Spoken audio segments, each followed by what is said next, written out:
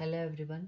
आज का हमारा टॉपिक है cirrhosis of liver, which is also known as hepatic cirrhosis या फिर एंड स्टेज लीवर डिजीज जिसको हम बोलते हैं। तो सिरोसिस क्या होता है? Formation of the scar tissue. Cirrhosis का मतलब क्या है? स्कार टिश्यू फॉर्मेशन होना due to the damage caused by the liver disease. कोई भी लीवर डिजीज बार बार हो रही है, पेशेंट को क्रॉनिकली होती रहती है, तो लीवर की सेल क्या है? डैमेज होने लगती हैं। जब भी आपको पता है कहीं भी डैमेज होता है तो उसके एंड रिजल्ट क्या बनता है? हमारी बॉडी डिफेंस जो मैकेनिज्म है बॉडी का, वो क्या करती है? बचाने की कोशिश करती है। बचाने के लिए क्या? फाइब्रोसिस करना, स्कारिंग करना। वहां पे जैसे आप सोचते हो आपको कभी हाथ पे कोई चोट लग जाती है तो वहां पे क्या होता है? फाइब्रोसिस होना चालू होती है, वो जो पॉइंट है वो बंद हो जाता है। लेकिन कई बार वो फाइब्रोसिस इतनी हो जाती है कि वहां पे क्या? किलोइड फॉर्मेशन हो जाती है, मतलब ओवर वो हो जाना। तो उसी तरीके से जब डैमेज लीवर का बहुत बार हो चुका हो, लीवर डिजीजेस की वजह से लीवर डैमेज इतना हो गया कि वहां पे स्कार टिश्यू फॉर्मेशन हो गया, तो वो हमारी क्या कहलाती है? Cirrhosis of liver. Then we come to the causes. Etiology क्या है सिरोसिस की? क्या क्या कारण हो सकते हैं इसका? Most common cause is alcoholic liver disease. Then non alcoholic liver disease भी होता है, non alcoholic fatty liver disease, NAFLD। इसमें हमारा नॉन एल्कोहलिक स्टीएटो हेपेटाइटिस भी आता है। और हेरोइन का अब्यूज जो करते हैं पेशेंट, क्रॉनिक हेपेटाइटिस बी या हेपेटाइटिस सी हो किसी पेशेंट को, तो भी एंड रिजल्ट सिरोसिस हो सकता है। अब हम ये तो मेन कॉजेज हैं, लेकिन NAFLD के भी कुछ क्या होंगे जो रिस्क फैक्टर है, मतलब NAFLD भी कुछ लोगों को होगा तो वो भी सिरोसिस के इनडायरेक्टली एक रिस्क फैक्टर में जा सकते हैं। जैसे कि जो ओबीज पर्सन है, हाइपरटेंसिव पेशेंट है, जो जिनका कोलेस्ट्रॉल लेवल एबनॉर्मल रहता है, जिनको डायबिटीज है या फिर मेटाबॉलिक सिंड्रोम है। अब हम आते हैं लेस कॉमन कॉजेज जो हैं, मतलब बहुत ज़्यादा कॉमन नहीं है कॉजेज, लेकिन एंड स्टेज में इनमें भी सिरोसिस डेवलप हो सकता है। तो वो कौन से हैं? विल्सन्स डिजीज है, हेरिडिटरी हीमोक्रोमेटोसिस हो किसी पेशेंट को, या फिर कंजेस्टिव कार्डियक फेलियर है, उसकी वजह से लीवर कंजेशन हो रहा है, तो भी वो सिरोसिस में डेवलप हो सकते हैं। Then we come to the sign and symptoms. सबसे पहले पेशेंट में क्या सिम्टम डेवलप होंगे?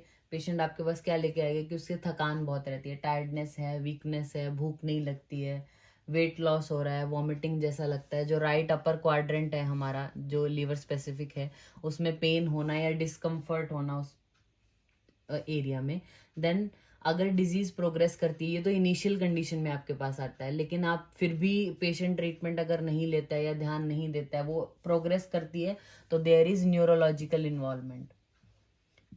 न्यूरोलॉजिकल चेंजेस भी पेशेंट में आने लगते हैं, जैसे कि कंफ्यूजन होना, कंफ्यूज रहता है पेशेंट, कॉग्निटिव इम्पेयरमेंट, मेमोरी अच्छे से नहीं जो रिटेन नहीं कर पाता है चीज़ें, कि ये रख के भूल गए या ऐसा कुछ हो गया, ये नहीं समझ पाता है। स्लीप डिसऑर्डर होने लगते हैं, नींद अच्छे से नहीं आ रही है, ज़्यादा आ रही है, इस तरीके से। देन आता है अगर सिचुएशन और ज़्यादा वर्स कर जाए, आपने इस स्टेजेस पे नहीं रोका इसको, तो क्या एसाइटिस डेवलप हो जाता है पेशेंट में, मतलब ये कॉम्प्लिकेशन में आ सकता है एक तरीके से।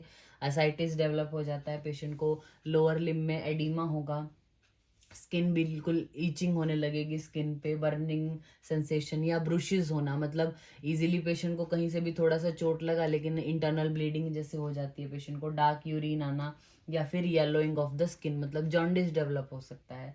फिर हम आते हैं कि साइन एंड सिम्टम में ही आएगा कि लीवर जब डिसफंक्शन हुआ पेशेंट को, तो और क्या क्या चीजें हैं जो एक डॉक्टर पेशेंट में देखेगा जब उसके पास पेशेंट आता है? द फर्स्ट इज स्पाइडर,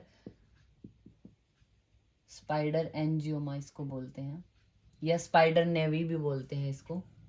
इसमें क्या है? बॉडी के अंडरनीथ, मतलब जैसे ये स्किन सरफेस है, इसके बिल्कुल नीचे यहाँ पे एक पॉइंट है और ये डायलेटेड वेन्स ऐसे दिखाई देंगे, जैसे स्पाइडर होती है ना, इस तरीके से दिखाई देता है। This is due to the increased estrogen level, यानी बॉडी में क्या है, जो एंड्रोजन्स है वो भी इस्ट्रोजन में कन्वर्जन उनका ज़्यादा होने लगता है, जिस वजह से स्किन के बिल्कुल अंडर सरफेस ये स्पाइडर एंजियोमास देखने को मिलते हैं।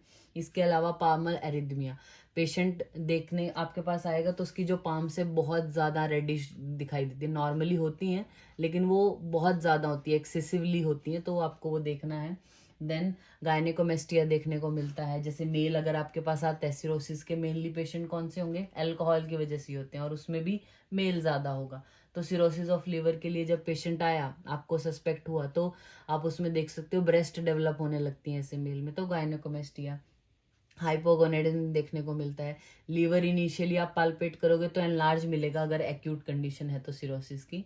फिर सिरोसिस और डेवलप होने लगा तो लीवर का साइज नॉर्मल आता है, और फिर शॉर्ट होने लगता है लीवर का साइज। तो किस कंडीशन में आया वो आपको देखना है।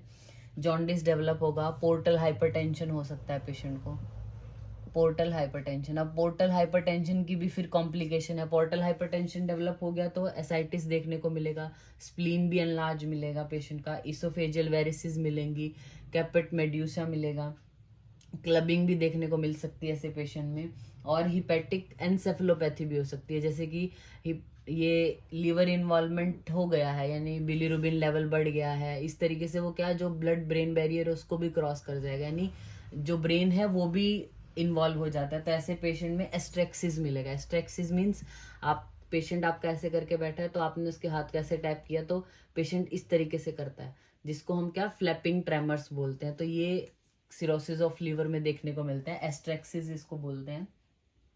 कैकेक्सिया देखने को मिलेगा, पेशेंट बहुत लीन एंड थिन हो गया लेकिन एब्डोमिनल गर्थ एसाइटिस की वजह से बढ़ती जा रही है, तो ऐसा आपको देखना है।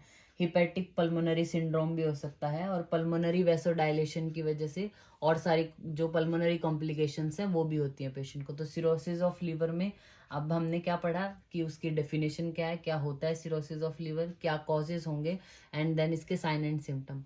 हम अपनी नेक्स्ट वीडियो में इसकी पैथोजेनेसिस और ट्रीटमेंट के बारे में पढ़ते हैं। Thank you.